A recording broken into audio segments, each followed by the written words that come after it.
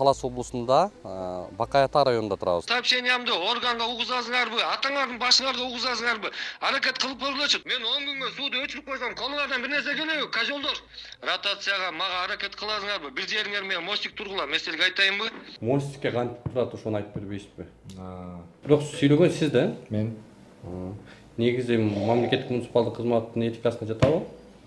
Эми ал силер этика комиссия эмессиңер. Бир жериңер менен мостикке тургузам деген, бул бөтөлкөгө отурасың деген сөздү мен түшүнөм да. Бир уч чиновниктер дал ушул жакта гектарлаган жерлерди өздөрүнө менчиктеп чечимди бузганга кылмыштын составы бар жок экендиги жөнүндө прокуратурага сиз өкүл катары элдин арызы менен кайра өтүнсөңүз болобу?